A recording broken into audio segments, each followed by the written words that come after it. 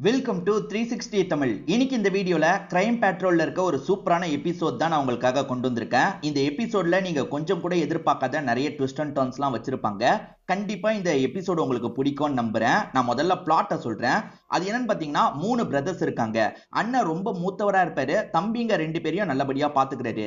ஆனா தம்பிங்க 2 பேருமே உருப்படாதவங்களா இருக்காங்க. நிறைய தொல்லை தந்துகிட்டே இருக்காங்க. இந்த மாதிரி நிலைமையில அண்ணன் இருக்காரு பாத்தீங்களா, மர்மமான முறையில கொலை செய்யப்படுறாரு. அதே மாதிரி 2வது தம்பி இருக்காருல, திடீர்னு மிஸ் ஆயிடுறாரு. எங்க போனாரு என்ன ஆனாருன்னு எதுவுமே தெரிய மாட்டேங்குது. சோ இப்ப போலீஸுங்களும் விசாரிக்க ஆரம்பிக்கிறாங்க. அண்ணனை சாவடிச்சது யாரு, அதே மாதிரி 2வது தம்பி காணாம போயிருக்காருல, அவருக்கு என்னாச்சு ஏதாச்சுன்னு விசாரணை நடக்கும். முடிவுல நீங்க எதிர்பார்க்காத நிறைய ட்விஸ்ட் எல்லாம் வச்சு முடிச்சிருப்பாங்க. நிச்சயமா இந்த எபிசோட் உங்களுக்கு பிடிக்கும். எக்ஸ்பிளனேஷனுக்குள்ள போறதுக்கு முன்னாடி வீடியோக்கு ஒரு லைக் போடுங்க. இந்த எக்ஸ்பிளனேஷன் பிடிச்சிருந்ததுன்னா ஐ பண்ற ஆப்ஷனை கிளிக் பண்ணி சப்போர்ட் பண்ணுங்க. மேற்கொண்டு பேசி டைம் வேஸ்ட் பண்ணாம நம்ம நேரடியா எக்ஸ்பிளனேஷனுக்குள்ள போயிடலாம். எபிசோட ஸ்டார்டிங் சீனே குணான்ற ஒரு பொலிட்டீஷியனோட வீட்டை காட்டுறாங்க. ஆக்சுவலா இந்த குணாக்கு 2 தம்பிங்க இருப்பாங்க. அதுல 2வது தம்பி பிசினஸ் மேனு பயங்கரமா ஸ்கேம் பண்ணிருக்காரு போல. இப்ப எங்க போறதுன்னு தெரியாம அண்ணன் வீட்டுக்கு தான் வந்துட்டு இருக்காரு. அண்ணன் சப்போர்ட் பண்ண போறாரா அப்படின்ற மாதிரி மீடியாட்கள் கேள்வி மேல கேள்வி கேட்டுட்டு இருக்காங்க. அந்த தம்பியாலையும் எந்த பதிலும் சொல்ல முடியல, அண்ணனாலையும் எந்த ஒரு பதிலும் சொல்ல முடியல. இந்த தம்பி விஷ்ணுவை பொறுத்த வரைக்கும் பிசினஸ்ல பெரிய லெவல்ல ஸ்கேம் பண்ணிருக்காருல, அதனால கரியெல்லாம் மூஞ்சில பூசிட்டு இருக்காங்க. இந்த விஷ்ணுவோட பொண்ணு இருக்கா பாத்தீங்களா, மேல இருந்து இந்த விஷயத்த கவலையா பாத்துட்டு இருக்கா. அப்பாவை போய் இப்படி பண்றாங்களே அப்படின்ற மாதிரிலாம் கவலையா பாத்துட்டு இருக்கா. இப்ப வீட்டுக்குள்ள கூட்டு வந்தோன்னா அண்ணன் இருக்காரு பாத்தீங்களா, இந்த 2வது தம்பியை போட்டு பயங்கரமா திட்டுறாரு. மொத தம்பி தான் அப்படி இருக்கான்னு பார்த்தா நீ வேற ஏன்டா இப்படி இருக்க, நீ வேற ஸ்கேம் பண்ணி தொலைச்சிட்ட, இதை வச்சு என்னதான் கிளின்னு கிழிச்சிட்டு இருக்காங்க, என்னோட அரசியல் வாழ்க்கையிலையும் பிரச்சனையை ஏற்படுத்தும் அப்படின்ற மாதிரி சொல்லிட்டாரு. ஆக்சுவலா இந்த விஷ்ணுக்கு ஒய்ஃப் அதே மாதிரி ஒரு பொண்ணு இருக்காங்கன்னு தெரிய வருது.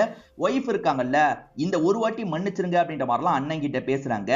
இவனால நான் அசிங்கப்பட முடியாது அப்படின்ற மாதிரி இவர் சொல்லிட்டாரு. இந்த பிரச்சனையை நீயே பாத்துக்கோ, என்னால எந்த ஒரு ஹெல்ப்பும் பண்ண முடியாது அப்படின்ற மாதிரி கோவமா பேசிட்டு இருக்காரு. ஏன்னா இவரோட பிஏவும் லாயரும் பக்கத்துல தான் இருக்காங்க. சார், நீங்க உங்க தம்பிக்கு சப்போர்ட் பண்றது மட்டும் வெளி உலகத்துக்கு தெரிஞ்சதுன்னா உங்க அரசியல் வாழ்க்கையை கேள்விக்குறியா மாறிடும்ன்ற மாதிரி சொல்றாங்க. அதனால இவருமே தம்பிக்கு கண்டிப்பா ஹெல்ப் பண்ணக்கூடாதுன்னு நினைக்கிறாரு. நீ முதல்ல உன் ஒய்ஃபை கூட்டிட்டு இங்க இருந்து கிளம்பிடு, நமக்கு 2-3 வீடு இருக்குல்ல, அதுல ஒரு வீட்டுக்கு கிளம்பிடு அப்படின்ற மாதிரி சொல்றாரு. தம்பியும் ப்ளீஸ்ண்ண இந்த விஷயத்துல இருந்து என்ன காப்பாத்து அப்படின்ற மாதிரிலாம் அண்ணன் கிட்ட கேட்கறாரு. என்னால காப்பாத்தவே முடியாது, நீ முதல்ல இங்க இருந்து கிளம்பு அப்படின்ற மாதிரி தம்பி கிட்ட கோவப்படுறாரு. இந்த குணாவோட மொத தம்பியை நமக்கு காட்டுறாங்க. இவரோட பேரு தீபக் அப்படின்றது. இவரை பொறுத்த வரைக்கும் வேற ஒரு வீட்டுல தான் இருக்காரு போல. இப்ப தீபக் ஜன்னல் வழியா பார்க்கும்போது ஒரு பையன் வெயிட் பண்ணிட்டு இருக்கான். அவனை பொறுத்த வரைக்கும் பொண்ணோட பாய் ஃப்ரெண்டு போல. ஓஹோ, பொண்ணு லவ் பண்றா போல அப்படின்ற மாதிரிலாம் யோசிக்கிறாரு. இவரோட பொண்ணு பேரு ஷாலினி அப்படின்றது. இப்ப ஷாலினி பர்ஸ்ல காசு இருக்கான்னு பார்க்கும்போது காசு மிஸ் ஆகுறது தெரிய வருது. பாய் ஃப்ரெண்டு வேற வாவான்னு கூப்பிட்டு இருக்கான். அப்பா, நீங்க தான் அந்த காசை எடுத்தீங்களான்னு கேட்கும்போது அப்பாவும் ஆமாமா, நான் ஷேர்ல இன்வெஸ்ட் பண்ணிருக்கேன், இன்னும் காசு அதிகமாயிடும், அதுக்கப்புறம் தரேன்ற மாதிரி சொல்லிட்டாரு. ஏன்பா, ஏற்கனவே ஷேர்ல இன்வெஸ்ட் பண்ணி நிறைய அழிச்சிட்டீங்கப்பா. நம்ம ஒழுங்கா பெரியப்பா வீட்டுல இருந்தோம், நீங்க திருடி மாட்டிக்கிட்டதுனால இப்ப அந்த வீட்டுல இருந்தும் துரத்தி விட்டுட்டாங்க. என்கிட்ட இருக்க காசையும் நீங்க இந்த மாதிரி ஏமாத்தி எடுத்துக்கிறீங்க, ஏன்பா இப்படி பண்றீங்க, மாறுங்க அப்படின்ற மாதிரிலாம் பொண்ணு சொல்றாங்க. என்னமா பண்றது, ஏதாவது மூலியமா காசு சம்பாரிச்சிடலான்னு பாக்குறேன், ஆனா காசு கிடைக்கவே மாட்டேங்குது அப்படின்ற மாதிரி புலம்பிட்டு இருக்காரு. சரி நான் கிளம்புறேன் அப்படின்ற மாதிரி ஷாலினி இருக்காங்கல்ல, பாய் ஃப்ரெண்டு கூட சேர்ந்த மாதிரி கிளம்புறாங்க. இது எல்லாத்தையும் மாடியில இருந்து பாக்குறாரு. குணா 2 பேரையும் போட்டு பயங்கரமா திட்டினார்ல, ஆனா இப்போ ஒரு இடத்துல வச்சு இவங்க 2 பேரையும் மீட் பண்ணிட்டாரு. இவங்க 2 பேருக்கு தேவையான காசெல்லாம் தராரு. அதாவது இவங்க வாழ்வாதாரத்தை நடத்துற அளவுக்கு காசெல்லாம் தராரு. ஆனா மேற்கொண்டு இவங்களுக்கு பிரச்சனை இருக்குல்ல, அந்த பிரச்சனையை பத்தி எல்லாம் அண்ணன் கிட்ட சொல்லி ஹெல்ப் கேட்டுட்டு இருக்காங்க. அப்ப இவங்க 2 பேருக்குள்ளேயே மோதல் மாதிரி ஏற்படுது. நானாவது பரவாயில்ல, காசை மட்டும் தான் திருடினேன், இவனை பொறுத்த வரைக்கும் வேற ஒரு லேடி கூட பழக்கத்துல இருக்கான்ற மாதிரி சொல்லிட்டாரு. எது, வேற ஒரு லேடி கூட நம்ம ஹஸ்பண்ட் பழக்கத்துல இருக்காரான்ற மாதிரி ஒய்ஃப் கேட்டு ஷாக் ஆயிடுறாங்க. ஆக்சுவலா அந்த விஷ்ணுவோட ஒய்ஃப் பேரு மைதிலி அப்படின்றது. என்ன சொல்றீங்க அப்படின்ற மாதிரி இந்த தீபக்கை பார்த்து கேட்கறாங்க. தீபக்கும் சில விஷயங்களை ரிவீல் பண்ண ஆரம்பிக்கிறாரு. அது என்னன்னு பாத்தீங்கன்னா, இந்த விஷ்ணு வேற ஒரு லேடி கூட தொடர்புல இருக்காரு போல. அந்த லேடியோட பேரு மனிஷா அப்படின்றது. அந்த லேடிக்கு ஏகப்பட்ட ஜுவல்லாம் வாங்கி தந்துட்டு இருக்கான் அப்படின்ற மாதிரி தீபக் சொல்றாரு. இதை கேட்கிற ஒய்ஃப் மைதிலிக்கு கோவமா இருக்கு. இதுக்கப்புறம் அவங்க மூஞ்சிலேயே முழிக்க மாட்டேன்ற மாதிரி கிளம்பிடுறாங்க. அண்ணனுமே இதெல்லாம் கேட்டு பயங்கரமா டென்ஷன் ஆகுறாரு. நீங்க 2 பேர் திருந்துற மாதிரியே இல்ல, முதல்ல 2 பேருமே இங்க இருந்து கிளம்புங்கடா அப்படின்ற மாதிரி சொல்றாரு. தேவையான கம்மி காசை மட்டும் தந்து இவங்க 2 பேரும் அனுப்பி விடுறாரு. இப்ப சில மாசம் கழிச்சு நடக்கிறத காட்டுறாங்க. இந்த அண்ணன் ரோட்ல நடந்து போயிட்டு இருக்கும்போது அந்த வழியா வந்துட்டு இருக்க ஒருத்தன் இருக்கான் பாத்தீங்களா, இந்த அண்ணன் குணாவை வேணும்ட்டே அடிச்சு தூக்குறான். வேணும்ட்டே அடிச்சு தூக்குற மாதிரி தான் தெரியுது.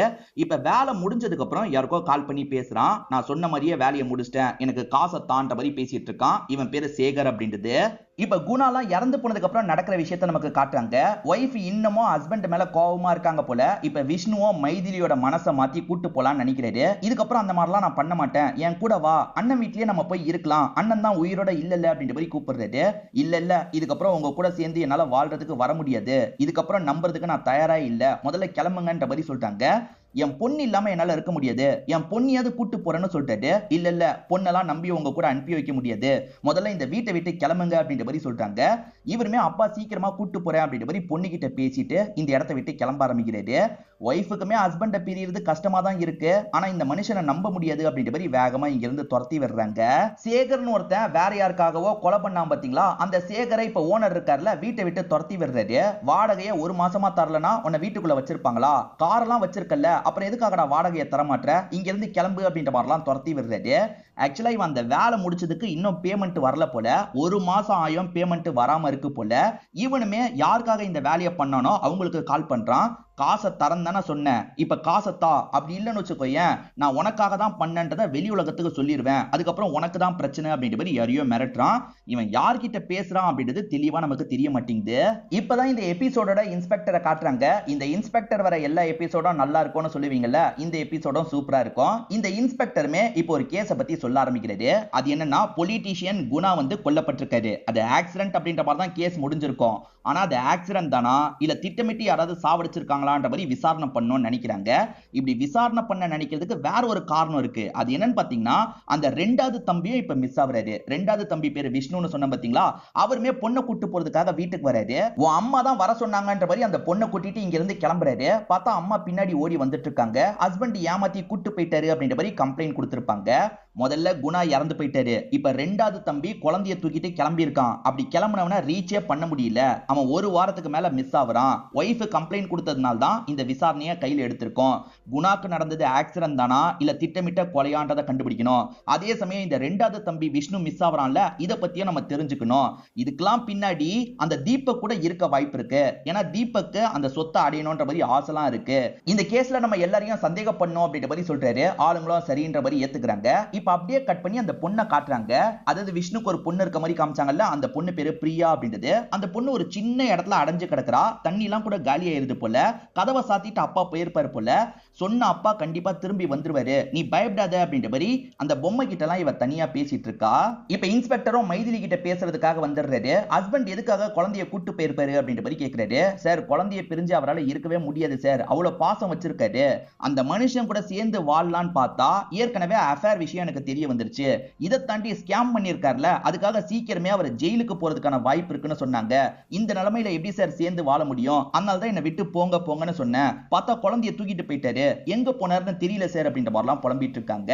ஹஸ்பண்டுக்கு எதிரிங்கன்னு யாராவது இருக்காங்களா அப்படின்ற மாதிரி கேட்கும்போது, சார் ரீசெண்டா 2-3 பிரச்சனை நடந்ததுன்ற மாதிரி இவங்க சொல்றாங்க. அது என்னன்னு பாத்தீங்கன்னா, அண்ணன் இறந்து போனதுக்கு அப்புறம் ஏறக்குறைய இவருக்கு தானே சொத்து வரப்போகுது, இவருக்கும் தீபக்கும் தானே சொத்து வரப்போகுது. இவருமே கேஸுக்கு எவ்வளவு நாளா செலவு பண்ணிக்கோங்க, என்ன இந்த ஸ்கேம்ல இருந்து காப்பாத்துங்க அப்படின்ற மாதிரிலாம் லாயர் கிட்ட சொல்றாரு. அண்ணனுக்கு லாயரா இருந்தாரு பாத்தீங்களா, அவர்கிட்ட சொல்றாரு. அவர் என்ன சொல்றாருன்னா, ஒன்னெல்லாம் காப்பாற்ற முடியாதுன்ற மாதிரி பேசுறாரு. ஏன் காப்பாற்ற முடியாது, உனக்கு வேண்டியது காசு, நான் தரேன், என்ன காப்பாத்து அப்படின்ற மாதிரிலாம் ரொம்ப மரியாதை இல்லாம பேசியிருப்பாரு. இதனால லாயர் கோவப்பட்ட மாதிரி தான் சார் தெரிஞ்சது. ஒருவேளை அவர் ஏதாவது பண்ணிருப்பாரான்ற மாதிரி தோணுது. அதே மாதிரி பிஏவையும் விட்டு வைக்கல சார், என் ஹஸ்பண்ட் பிஏ கூடயும் சண்டை போட்டாரு அப்படின்ற மாதிரி சொல்லிட்டாரு. அது என்னன்னு பாத்தீங்கன்னா, அந்த பிஏவை பொறுத்த வரைக்கும் அண்ணன் குணாக்காக ரொம்ப வருஷம் வேலை பார்த்திருக்காருல, என் அண்ணன் கிட்ட இருந்து நீ நிறைய காசை சுருட்டி இருக்கன்றது எனக்கு தெரியும்ன்ற மாதிரி இந்த தம்பியுமே காலரை பிடிச்சி சண்டை போடுறான். உன் அண்ணன் முகத்துக்காக தான் உன்னை நான் இது வரைக்கும் அடிச்சதே கிடையாது, இதுக்கப்புறம் என்ன அடிக்க வைக்காது அப்படின்ற மாதிரி அவர் வார்னிங் கொடுத்துட்டு அங்கிருந்து கிளம்பி போயிருப்பாரு. சோ விஷ்ணுக்கு 2 பேர் கூட பிரச்சனை ஏற்பட்டிருக்கிறது உங்களுக்கு தெரிய வருது. அவங்க 2 பேர் ஒருவேளை விஷ்ணுவை ஏதாவது பண்ணிருப்பாங்களா, விஷ்ணுவை பண்ணவங்க அந்த சின்ன பொண்ணை ஏதாவது பண்ணிருப்பாங்களா அப்படின்ற மாதிரிலாம் யோசிக்கிறாங்க. விஷ்ணுவோட போன் எங்கெல்லாம் டிராவல் பண்ணுச்சு அப்படின்றத தெரிஞ்சுக்கணும்னு யோசிக்கிறாங்க. சார் இந்த பகுதிக்கு கார்ல போயிருக்காரு போல சார், டிராவல் இந்த ரேஞ்சில தான் இருக்கு, அதுக்கப்புறம் போன் கட் ஆயிருக்கு சார், திரும்பி இந்த இடத்துல ஆன் ஆயிருக்கு சார், எங்க போயிருக்காருன்னு தெரியல அப்படின்னு அப்படின்ற மாதிரிலாம் இங்க இருக்க ஆக்கர் பையன் சொல்றான். சரி சரி எப்படியாவது இன்ஃபர்மேஷனை சேகரி அப்படின்ற மாதிரி இவருமே அவங்க கிட்ட சொல்லிட்டு இருக்காரு. அந்த பிரியான்ற பொண்ணு ஒரு சின்ன ரூம்குள்ள தானே அடைஞ்சு கிடக்குறா. அதுக்கு பக்கத்துல நிறைய ரவுடிங்க என்ன பண்றாங்கன்னா சரக்கெல்லாம் அடிச்சிட்டு இருக்காங்க. இந்த பொண்ணு பொம்மையோட எட்டி பார்த்துட்டு இருப்பா. இப்போ ஒருத்தன் கவனிச்சிடறான். இந்த பொண்ணு வேகமா போய் ஒரு இடத்துல ஒளிஞ்சுக்கிறா. அவன் என்ன சொல்றானா உள்ள ஏதோ பொண்ணு இருக்குன்ற மாதிரி சொல்றான். அதுக்கெல்லாம் வாய்ப்பு இல்லைன்ற மாதிரி மத்தவங்க சொல்றாங்க. ஆனா இவன் நம்பாம செக் பண்றதுக்காக வரான். ஜன்னல் வழியா எட்டிலாம் பார்த்துட்டு இருக்கான். கண்ணில் பற்றக்கூடாதுன்றதுக்காக இந்த பொண்ணுமே ஒளிஞ்சிட்டு இருக்கா. நான் பொம்மையை தான் பொண்ணு நினைச்சிட்டேன் போல அப்படின்ற மாதிரி பொம்மையை அங்க எரிஞ்சிட்டு இருக்க நெருப்புல போடுறான். பொம்மை போயிருச்சேன்ற மாதிரி இந்த பொண்ணு பயங்கரமா ஃபீல் பண்றா. இன்னொன்னு பக்கம் இந்த பொண்ணோட அம்மா இருக்காங்கல்ல, இந்த பொண்ணோட போட்டோவை பார்த்து பயங்கரமா ஃபீல் பண்றாங்க. பொண்ணு எங்க இருக்கான்னு தெரியலையேன்ற மாதிரிலாம் ஃபீல் பண்றாங்க. இந்த சமயம் இன்ஸ்பெக்டர் கிட்ட அந்த ஆக்கர் பையன் சில தகவல்லாம் காமிச்சிட்டு இருக்கான். சார் ஏறக்குறைய இந்த ரூட் வழியெல்லாம் போயிருக்காங்க சார். சிசிடிவி ஃபுட்டேஜ்ல தெரியுறாங்க. இதுக்கு மேல நானுமே இவங்களை கண்டுபிடிக்கிறதுக்கு என்னென்னமோ பண்ணி பாக்குறேன். ஆனா பெருசா எதுவுமே எனக்கு தெரியல சார் அப்படின்ற மாதிரிலாம் சொல்றான். சோ இது வரைக்கும் உயிரோட இருக்காங்கன்றது தெரியுது. அப்ப இந்த நாளுக்கு அப்புறம் எங்கெல்லாம் போயிருக்காங்க, என்ன ஆயிருக்கோன்றதை கண்டுபிடிக்கணும்னு யோசிக்கிறாங்க. அப்பதான் அவர் ஃபேக்கான பாஸ்போர்ட் ஏற்பாடு பண்றதுக்கு ட்ரை பண்ணியிருக்கிறது தெரிய வருது. ஃபேக்கான பாஸ்போர்ட்லாம் ரெடி பண்ணி தருவான் பாத்தீங்களா, இவனை பார்க்கிறதுக்காக அவர் போயிருக்காரு போல. இவனுமே நடந்த விஷயத்தெல்லாம் சொல்லிட்டு இருக்கான். ஃபேக்கான பாஸ்போர்ட்டை ரெடி பண்ணி தான்ற மாதிரி கேட்டிருப்பாரு. இவன் அதுக்கான வேலையெல்லாம் பண்ணியிருப்பான். அப்போ போன் கால்ல யார்கிட்டயோ பேசியிருப்பாரு. நான் சீக்கிரமா இந்த நாட்டை விட்டே போயிடுவேன்ற மாதிரிலாம் போன்ல பேசியிருப்பாரு. யார்கிட்ட பேசினாரு அதெல்லாம் எனக்கு தெரியல சார். சீக்கிரமா என்கிட்ட பாஸ்போர்ட்டை வாங்கிட்டு போலான்னு நினைச்சவரு பாஸ்போர்ட்டை வாங்குறதுக்கு வரவே இல்லை சார். அதுக்குள்ள ஏதாவது ஆயிடுச்சான்னு தெரியலன்ற மாதிரி சொல்றான். இப்ப இன்ஸ்பெக்டர் என்ன பண்றாருன்னா குணாவோட பிஏ கிட்ட பேசுறதுக்காக வராரு. ஆக்சுவலா குணா மூலியமா இவர் நிறைய சம்பாரிச்சிருக்காரு போல. பினாமி மாதிரி யூஸ் பண்ணுவாங்கல்ல, அந்த மாதிரி இவரை பினாமியா யூஸ் பண்ணியிருக்காரு போல. அந்த காசெல்லாம் அந்த தம்பி உங்ககிட்ட இருந்து வாங்கிடலாம் ட்ரை பண்ணியிருக்கான். ஆனா நீங்க என்ன பண்ணிருக்கீங்க, அந்த தம்பியோட கதையை முடிச்சிருக்கீங்க. ஒழுங்கா சொல்லுங்க, நீங்க தானே இந்த விஷயத்த பண்ணீங்க, தம்பியை என்ன பண்ணீங்க அப்படின்ற மாதிரிலாம் கேட்கிறாரு. என்ன சார் பேசிட்டு இருக்கீங்க, அவனெல்லாம் நான் எதுவுமே பண்ணல சார். அவன் தேவையில்லாம நிறைய பேசினான், அதனால தான் திட்டுற மாதிரி பேசினேன். மற்றபடி நான்லாம் எதுவுமே அவனை பண்ணல அப்படின்ற மாதிரி சொல்லிட்டு இருக்காரு. இப்ப அப்படியே கட் பண்ணி பிரியான்ற அந்த சின்ன பொண்ணை காட்டுறாங்க. அந்த பொண்ணுக்கு செம்மையா பசி எடுக்குது. ஆக்சுவலா அவனுங்க சிக்கனை சாப்பிட்டுட்டு அப்படியே போட்டு போயிருப்பாங்க. இதை எடுக்கலாமான்ற மாதிரி கஷ்டப்பட்டு அந்த சிக்கனை எடுக்கிறா. அதெல்லாம் சாப்பிட்டு பசி ஆறிட்டு இருக்கா. ஆக்சுவலா வீட்டுல இருக்கும்போது அம்மா இருக்காங்கல்ல, இதை சாப்பிடு அதை சாப்பிட்டு நிறைய தருவாங்க. இவ வேணா வேணான்ற மாதிரிலாம் சொல்லியிருப்பா. இப்ப அது கூட கிடைக்காம இப்படி கஷ்டப்படுறமே அப்படின்ற மாதிரிலாம் ஃபீல் பண்றா. அந்த அப்பா எதுக்காக விட்டுட்டு போனாருன்றது நமக்கு தெரியல. ஆக்சுவலா அந்த விஷ்ணு இருக்கார்ல, திரும்பி பாஸ்போர்ட் வாங்குறதுக்காக இவன் கிட்ட வந்திருக்காரு. வர வழியில போனு கட் ஆயிருக்கிறது இவங்களுக்கு தெரிய வருது. சோ அந்த பகுதியை நம்ம செக் பண்ணி பார்த்தா என்னன்ற மாதிரி இன்ஸ்பெக்டர் யோசிக்கிறாரு. இவங்க எல்லாருமே செக் பண்றதுக்காக வராங்க. அப்படி செக் பண்ணும்போது அந்த இடத்துல தான் ஒரு போன் உடைஞ்சிருக்கு. அதே சமயம் ஒரு கண்ணாடியும் கிடைக்குது. சார் கண்ணாடி கிடைச்சிருக்குன்னு அசிஸ்டன்ட் சொல்றாரு. சரி சரி எடுத்துட்டு வான்ற மாதிரி இன்ஸ்பெக்டரும் சொல்றாரு. இப்ப குணாவோட வீட்டுக்கு போனா என்னன்ற மாதிரி இன்ஸ்பெக்டர் யோசிக்கிறாரு. குணாவோட வீட்டுக்கு முத தம்பியான தீபக் வந்திருக்காரு. கதவை தரேன்னு சொல்றாரு. உள்ள இருக்க ஒர்க்கர் கதவெல்லாம் திறக்க மாட்டேன், நீலாம் இந்த வீட்டு பக்கம் வராதன்ற மாதிரி பேசிட்டு இருக்கான். குணாக்கு விசுவாசமானவன் போல, அதனால தான் இப்படி பேசிட்டு இருக்கான். அப்பன்னு பார்த்து போலீஸுங்க வந்துடுறாங்க. அதனால எல்லாருமே உள்ள உட்காந்து பேச ஆரம்பிக்கிறாங்க. எதுக்காக ஒர்க்கர் கூட உங்களை உள்ள விட மாட்டாங்க அப்படின்ற மாதிரி இன்ஸ்பெக்டர் கேட்கிறாரு. சரி இந்த வீட்டுல நான் திருடி மாட்டிக்கிட்டேன், என் அண்ணன் ரொம்ப கோவப்பட்டு வீட்டை விட்டு துரத்திட்டாரு, அப்பத்துல இருந்து இந்த நிலைமை தான் அப்படின்ற மாதிரி சொல்றாரு. அண்ணன் ஆக்சிடென்ட்ல இறந்து போயிட்டாரு, தம்பியை பொறுத்த வரைக்கும் திடீர்னு காணாம போயிட்டான், இதுக்கு பின்னாடி எல்லாம் நீங்க தானே இருக்கீங்கன்ற மாதிரி கேக்குறாங்க. சார் சத்தியமா நான்லாம் இல்ல சார், ஆக்சுவலா இதுக்கு பின்னாடி யார் இருக்க வாய்ப்பு இருக்குன்னு எனக்கு தெரியும் சார் அப்படின்ற மாதிரி ஒரு லேடியோட பேரை சொல்றாரு. மனிஷான்ற லேடியை பத்தி தான் சொல்றாரு. 5 வருஷத்துக்கு முன்னாடி இந்த விஷ்ணு இருக்காரு பாத்தீங்களா, மைதிலிய மேக்கப் பண்றதுக்காக ஒரு இடத்துக்கு கூட்டு போயிருப்பாரு. அங்க இருக்கிற பொண்ணு தான் மனிஷாவா இருப்பாங்க. மனிஷாவும் வெயிட் பண்ணுங்க சார் அப்படின்ற மாதிரிலாம் பேச்சு கொடுக்குறாங்க. கொஞ்சம் ஃப்ளர்ட் பண்ற மாதிரிலாம் பேசுறாங்க. இவருக்குமே மனிஷாவை பிடிக்க ஆரம்பிச்சிருது. இப்படிதான் இவங்க ரெண்டு பேருமே கொஞ்சம் நெருக்கமா பழக ஆரம்பிச்சிருப்பாங்க. மனிஷா பிளான் பண்ணி தான் நெருக்கமா பழகுறாங்களா என்னன்றது தெரியல. ஒரு ஸ்டேஜ்ல எனக்கு சொத்துல பங்கு தா அப்படின்ற மாதிரிலாம் கேட்டிருப்பாங்க. அதுக்கப்புறத்துல இருந்து இவர் கொஞ்சம் அவங்க கிட்ட இருந்து விலக ஆரம்பிச்சிருப்பாரு. இதுதான் நடந்தது அப்படின்ற மாதிரிலாம் இந்த அண்ணனான தீபக் சொல்லிட்டு இருக்காரு. சோ இத பத்தி நம்ம விசாரிக்கணும் அப்படின்ற மாதிரி இன்ஸ்பெக்டருமே யோசிக்க ஆரம்பிக்கிறாரு. இப்ப அந்த மனிஷாவை காட்டுறாங்க. மனிஷா அழுதுகிட்டே ஒரு வீடியோல பேசுறாங்க. அது என்னன்னா, என் ஹஸ்பண்டுக்கு என்னாச்சு ஏதாச்சுன்னு தெரியல, என் ஹஸ்பண்டுக்கு இப்ப கிடைக்க போற சொத்தெல்லாம் எனக்கும் பங்கு இருக்கு, என் பையனுக்கும் பங்கு இருக்கு அப்படின்ற மாதிரிலாம் பேசிட்டு இருக்காங்க. ஆக்சுவலா இவங்க ரெண்டு பேரும் 5 வருஷம் தான் பழகுறாங்க. ஆனா இவங்களுக்கு ஏற்கனவே 18 வயசுல ஒரு பையன் இருக்கான். நீ தான் பையன்ற மாதிரி எல்லாருமே நம்புவாங்க. கண்டிப்பா நம்ம ரெண்டு பேருக்கு அந்த சொத்துல ஷேர் கிடைக்கும்ன்ற மாதிரி இவங்க சந்தோஷமா பேசுறாங்க. ஒருவேளை அந்த விஷ்ணுவை இவங்க ஏதாவது பண்ணாங்களான்னு தெரியல. நைட்டு நேரம் உள்ள ஒரு பொண்ணு இருக்கிறதா ஒருத்தன் சொன்னா பாத்தீங்களா, இப்ப பகல் நேரம் உள்ள சின்ன பொண்ணு இருக்கிறதா பாத்துறான். பாப்பா என்னாச்சு, கதவை தர, உனக்கு ஹெல்ப் பண்றேன் அப்படின்ற மாதிரிலாம் சொல்றான். அதெல்லாம் தேவையில்லை அப்படின்ற மாதிரி இந்த பொண்ணு பயந்து கொஞ்சம் உள்ள போய் ஒளிஞ்சுக்கிறாங்க. இவனுமே கதவை திறக்கிறதுக்கு ட்ரை எல்லாம் பண்ணிட்டு இருக்கான்.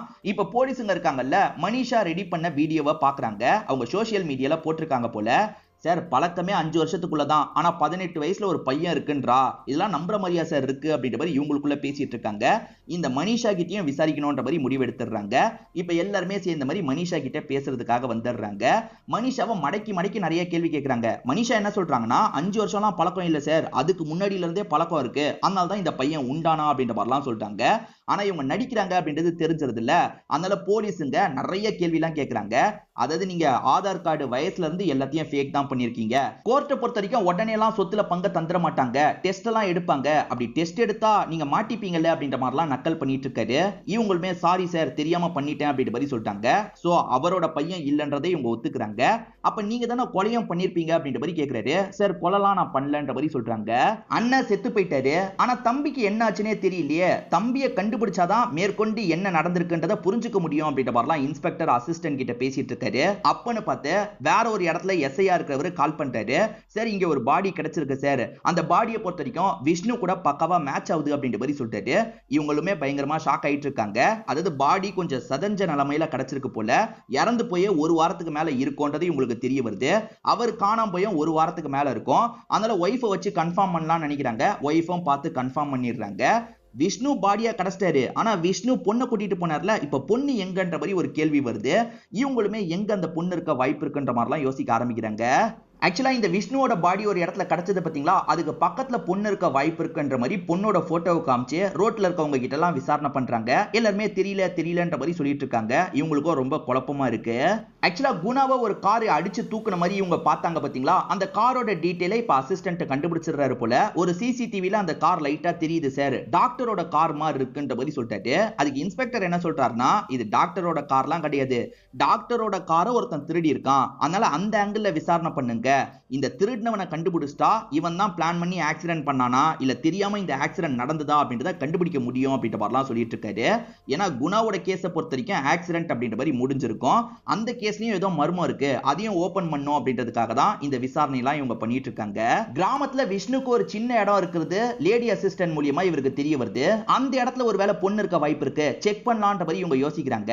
ஆக்சுவலா வெளியே இருக்க நபர் இருக்கான்ல, இந்த பொண்ணு ஏதாவது பண்ணும் அப்படின்ற மாதிரி கதை உடைச்சு உள்ள வந்து இந்த பொண்ணு கிட்ட எல்லை மீறி நடக்கலான்னு பாக்குறான். அப்பன்னு பார்த்து போலீஸுங்க இந்த இடத்துக்கு வந்துருவாங்க. போலீஸுங்களை பார்த்தோன்னா தப்பிச்சு ஓடுறதுக்கு ட்ரை பண்றான், ஆனா போலீஸுங்க துரத்தி அவனை பிடிச்சிடுறாங்க. இந்த சின்ன பொண்ணை நல்லபடியா காப்பாத்திடுறாங்க.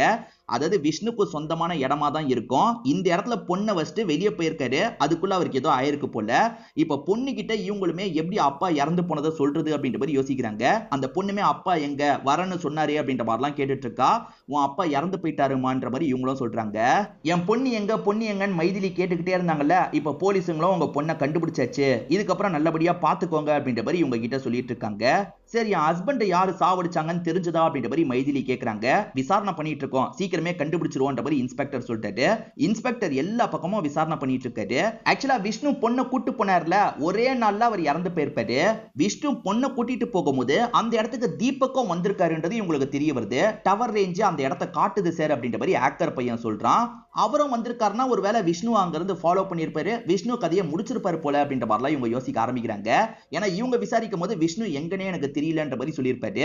ஃபாலோ பண்ணிருக்காரு, கதையை முடிச்சிருக்காரு, அந்த ஆளை லாக் பண்ணா எல்லா உண்மையும் வெளியே வந்துரும் அப்படின்ற மாதிரி இன்ஸ்பெக்டர் சொல்லிட்டாரு. குணாவை பொறுத்த வரைக்கும் நான் செத்து போனதுக்கு அப்புறம் என் தம்பி ஒய்ஃபுங்க வேணா இங்க வந்துக்கலாம், தம்பிங்கெல்லாம் வரவே கூடாதுன்ற மாதிரி ஆளுங்க கிட்ட சொல்லி வச்சுட்டு தான் போயிருப்பாரு. அதனால மைதிலியும் மைதிலியோட பொண்ணும் இந்த இடத்துக்கு வந்துடுறாங்க. ஆனா தீபக் இருக்கார்ல, வர முடியாம கஷ்டப்படுறாரு. மைதிலி நீ சொன்னா நானும் இங்க இருக்கலாமா, நானும் என்னோட பொண்ணும் வந்துடுறோம், உனக்கு சப்போர்ட்டிவா இருப்போமா, ஒரு சேஃப்டிக்காகவும் நாங்க யூஸ் ஆகும் அப்படின்ற மாதிரிலாம் சொல்லிட்டாரு. இல்ல இல்ல நீங்க வர தேவையில்லை அப்படின்ற மாதிரி அவங்களுமே சொல்றாங்க. இப்ப இவங்களுக்குள்ள ஆர்குமெண்ட்லாம் நடந்துட்டு இருக்கும் போது இன்ஸ்பெக்டரும் சிரிச்சுக்கிட்டே இந்த இடத்துக்கு வந்துடுறாரு. நாங்க எப்ப வந்தாலும் இந்த வீட்டுல தான் இருக்கீங்க போலியே, இந்த வீட்டு மேல அவ்வளவு ஆசையான்ற மாதிரி நக்கல்லாம் பண்ணிட்டு இருக்காரு. இன்ஸ்பெக்டர் தீபக் கிட்ட விசாரிக்கலாம் நினைக்கும் போது தீபக்கோட பொண்ணு ஷாலினிக்கு போன் கால் வருது. பாய் ஃப்ரெண்ட் கிட்ட இருந்து தான் கால் வருது போல. இப்ப நான் வேலையா இருக்கேன், அப்புறமா கால் பண்றேன் அப்படின்ற மாதிரி இவளுமே வேகமா காலை கட் பண்ணிடுறா. இப்ப இன்ஸ்பெக்டருமே எதுக்காக அந்த இடத்துக்கு போனீங்கன்ற மாதிரி தீபக் கிட்ட கேக்குறாரு. தீபக்கும் நடந்த விஷயத்த சொல்றாரு. ஆக்சுவலா விஷ்ணு அந்த பொண்ணை கூட்டு போகும்போது இவர் அந்த இடத்துக்கு வந்திருப்பாரு. அவனை பார்க்கலான்னு போன சார், அதுக்குள்ளதான் இந்த விஷயத்த பார்த்தேன்ற மாதிரி சொல்லிட்டாரு. அப்ப நீங்க ஃபாலோ பண்ணலையான்ற மாதிரி கேக்குறாங்க. சார் சத்தியமா நான் ஃபாலோலாம் பண்ணலன்ற மாதிரி இவருமே சொல்றாரு. அந்த குணாவை ஆக்சிடென்ட் பண்ணது யாருன்றதை தேடிட்டு இருந்தாங்கல்ல, இப்ப கண்டுபிடிச்சிடுறாங்க. ஆக்சுவலா சேகர்னு ஒருத்தன் தான் ஆக்சிடென்ட் பண்ணிருப்பான். இப்ப அவனை போட்டு அடி நடிக்கிறாங்க. வேணும்ட்டே சாவடிச்சிருக்கல, யார் சொல்லி இந்த விஷயத்த பண்ணன்ற மாதிரி கேக்குறாங்க. சார் நான் காரை திருடினேன் சார், அங்க இருந்து வேகமா கிளம்பி போகும்போது தெரியாதனமா இந்த ஆக்சிடென்ட் பண்ணிட்டேன் சார், சத்தியமா இது ஆக்சிடென்ட் அப்படின்ற மாதிரி சொல்றான். இவன் கொலை தான் பண்ணிருப்பான், ஆனா ஆக்சிடென்ட்னு போய் சொல்றான். இப்ப இவனோட கால் லாகெல்லாம் எடுத்து பார்க்கலான்ற மாதிரி எடுத்து பார்க்கறாங்க. அப்பதான் ஷாக்கிங்கா வேற ஒருத்தங்க கிட்ட இவன் பேசி இருக்கிறது தெரிய வருது. யார்கிட்ட தெரியுமா பேசியிருப்பான்? மனிஷா கிட்ட பேசியிருப்பான். இன்னும் டீடைலா விசாரிக்கும் போதுதான் இவங்க ரெண்டு பேருமே அக்கா தம்பி அப்படின்றது தெரிய வருது. ஓஹோ, ரெண்டு பேருமே பிளான் போட்டு இந்த விஷயத்த பண்ணிருக்கீங்களா அப்படின்ற மாதிரி இன்ஸ்பெக்டர் கேக்குறாரு. இவங்களுமே கொஞ்சம் கொஞ்சமா உண்மையை ஒத்துக்க ஆரம்பிக்கிறாங்க. ஆக்சுவலா இந்த மனிஷாவை பொறுத்த வரைக்கும் ஃபர்ஸ்ட் ஹஸ்பண்ட்னால நிறைய கொடுமைலாம் அனுபவிச்சிருப்பாங்க. ஒரு பையனை எப்படி கரை சேர்க்கிறது அப்படின்ற மாதிரி கஷ்டப்பட்டுட்டு இருந்திருப்பாங்க. அப்பன்னு பார்த்து விஷ்ணு பழக ஆரம்பிச்சிருப்பாரு. விஷ்ணுவோட சொத்தெல்லாம் புடுங்கிடலான்ற மாதிரி ஒரு கணக்கு வச்சிருப்பாங்க. ஃபுல்லா இல்லனால ஓரளவுக்கு காசை சேர்த்துடலான்னு கணக்கு வச்சிருப்பாங்க. ஆனா என்னைக்கு அந்த குணாக்கு அஃபேர் மேட்டர் தெரிய வந்ததோ அந்த குணா நேரடியா வந்து மிரட்டுறாரு. இதுக்கப்புறம் என் தம்பி கூட பழகுன அவ்வளவுதான் அப்படின்ற மாதிரி வார்னிங் கொடுத்துட்டு அங்க இருந்து போயிருப்பாரு. பழக்கத்தை கட் பண்ணா காசு எதுவுமே கிடைக்காது, என்ன பண்றது அப்படின்ற மாதிரி இவங்களுமே யோசிக்கிறாங்க. இந்த அண்ணன் கதையை முடிச்சிட்டா எப்படியும் வந்து விஷ்ணுக்கு காசு கிடைக்கும், அந்த காசை நம்ம சுருட்டிடலான்ற மாதிரி கணக்கு பண்ணிருப்பாங்க. தம்பியை பொறுத்த வரைக்கும் திருட்டு வேலை பண்றவனா இருப்பான். நீ திருடிட்டு போய் வேணும்ட்டே ஆக்சிடென்ட் பண்ற மாதிரி பண்ணிரு, நான் உனக்கு காசு தரேன்ற மாதிரி இவங்க சொல்லியிருப்பாங்க. இவனை என்ன பண்றானா வேணும்ட்டே அந்த குணாவை அடிச்சு தூக்கிடுறான். அக்கா கிட்ட தான் காசை கேட்டிருப்பான். இவங்களுமே வந்து விஷ்ணு மூலியமா காசை வாங்கி தம்பி கிட்ட தந்துடலாம் நினைச்சிருப்பாங்க. அப்பத்துல இருந்து விஷ்ணு வேற காணாம போயிட்டார்ல, என்ன பண்றதுன்னு இவங்களுக்கு தெரியாம இருந்திருக்கும். சரி இதுதான் நடந்தது அப்படின்ற மாதிரிலாம் இவங்க சொல்லிட்டு இருக்காங்க. அப்ப விஷ்ணுவை நீங்க சாவடிக்கலையா அப்படின்ற மாதிரி கேக்குறாரு. சார் விஷ்ணுவை நான் எதுக்கு சார் சாவடிக்க போறேன், அவன் தங்க முட்டை போடுற வாத்து சார். ஆக்சுவலா அண்ணனை சாவடிச்சதே விஷ்ணு கிட்ட இருந்து கொஞ்சம் கொஞ்சமா சொத்தெல்லாம் எழுதி வாங்குறதுக்காக தான். ஆனா விஷ்ணு காணாம போனதுக்கு அப்புறமே எனக்கு குழப்பமாயிருச்சு சார், இப்ப இறந்தும் போயிட்டான் அப்படின்ற மாதிரிலாம் புலம்பிட்டு இருக்காங்க. இவங்க பண்ணலன்ற மாதிரி சொல்லிட்டாங்க. இப்ப ஏற்கனவே இன்ஸ்பெக்டர் ஆக்கர் பையன் கிட்ட ஒரு விஷயத்தை விசாரிக்க சொல்லியிருப்பாரு. அவனுமே விசாரிச்சு டீடைல் தந்துட்டு இருக்கான். அது என்னன்னா விஷ்ணுவோட கார் டிராவல் ஆச்சுல்ல, அந்த காரை நிறைய டிஸ்டன்ஸ் எந்தெந்த கார்லாம் ஃபாலோ பண்ணிருக்கோ அந்த காரோட நம்பர்லாம் எனக்கு எடுத்து தான்ற மாதிரி சொல்லியிருப்பாரு. அதாவது ஹைவேஸ்ல அந்த கார் போகுதுன்னா எந்த கார் ரொம்ப நேரம் சேஸ் பண்ணி போயிருக்கு, ஃபாலோ பண்ணி போயிருக்குன்றத பாக்குறதுக்காக இப்படி எடுக்க சொல்லியிருப்பாரு. அப்படி எடுத்ததுல ஒரு டீடைலை பார்த்து ஷாக் ஆகுறாரு. யார் இதுக்கு பின்னாடி இருக்கான்றத கண்டுபிடிச்சிட்டேன்னு சொல்லிட்டாரு. இப்ப தீபக் கிட்ட ஷாலினியும் ரோஹித்தும் ஆசீர்வாதம் வாங்குறாங்க. அதாவது இவங்க ரெண்டு பேர் லவ் பண்ணாங்கல்ல, அந்த லவ்வுக்கு இவர் சம்மதம் சொல்லிடுறாரு போல. நீங்க ரெண்டு பேருமே நல்லபடியா இருக்கணும்ன்ற மாதிரிலாம் சொல்லிட்டு இருக்காரு. அப்ப இன்ஸ்பெக்டர் வேகமா நுழைஞ்சு அடிக்கிறதுக்காக வராரு. தீபக்க தான் அடிக்க போறாருன்னு பார்த்தா அங்க இருக்க ரோஹித்த பலார்னு அறையிறாரு. இப்ப ரோஹித்தையும் அந்த பொண்ணையும் கஸ்டடியில எடுத்துடுறாரு. ஆக்சுவலா அந்த கார் வந்து ரோஹித்தோட பேர்ல தான் இருக்கும். ரோஹித்ன்ற பேரை கேட்டோன்னே இவர் ஷாக் ஆயிருப்பாரு. இவருக்கு பாய் ஃப்ரெண்ட பத்திலாம் தெரிஞ்சிருக்காது. ஆனா இந்த பொண்ணு போன் எடுத்து பேசினா பாத்தீங்களா, அப்ப ரோஹித் நான் உனக்கு அப்புறமா கால் பண்றேன்ற மாதிரி சொல்லியிருப்பா. அந்த பேரை வச்சே ஓஹோ இவன் ஃபாலோ பண்ணிருக்கான் போல அப்படின்ற மாதிரி இவருமே கெஸ் பண்ணிருப்பாரு. இந்த பொண்ணும் இவனும் சேர்ந்து தான் சம்பந்தப்பட்டிருக்க வாய்ப்பு இருக்குன்ற மாதிரி கெஸ் பண்ணிருப்பாரு. ஒழுங்கு மரியாதையா உண்மையை சொல்லுங்க அப்படின்ற மாதிரி இவங்க ரெண்டு பேர்கிட்ட கேட்கிறாரு. ஆக்சுவலா குணா பெரியப்பா இறந்து போனார்ல, அதுல இந்த பொண்ணு ஷாலினிக்கு எந்த ஒரு சம்பந்தமும் இருக்காது. ஏன்னா அந்த விஷயத்த பண்ணது மனிஷா தான். சோ இவங்கள பொறுத்த வரைக்கும் சொத்து கிடைச்சிரும். ஏன்னா குணா பெரியப்பா இறந்து போயிட்டாரு, இதுக்கப்புறம் நம்ம அப்பாக்கும் விஷ்ணுக்கும் சொத்து கிடைச்சிரும் யோசிக்கும் போது அதுலயும் நிறைய குழப்பம் இருந்துகிட்டே இருக்கும். பேசாம நம்ம விஷ்ணுவோட கதையும் முடிச்சிட்டோம்னா நம்ம அப்பாக்கு சொத்து கிடைச்சிரும், நமக்கும் சொத்து கிடைச்சிரும் அப்படின்ற மாதிரி யோசிச்சிருப்பாங்க. அதனால பாய் ஃப்ரெண்ட் கூட சேர்ந்து பிளான் போட்டிருப்பாங்க. இந்த பிளான்ல அப்பாக்கு எந்த ஒரு சம்பந்தமும் கிடையாது. இவங்க ரெண்டு பேர் சேர்ந்து தான் பிளான் போட்டிருப்பாங்க. நீ ஃபாலோ பண்ணி போ, சமயம் கிடைக்கும் போது கதையை முடிச்சிருன்ற மாதிரி பாய் ஃப்ரெண்ட் கிட்ட சொல்லியிருப்பாங்க.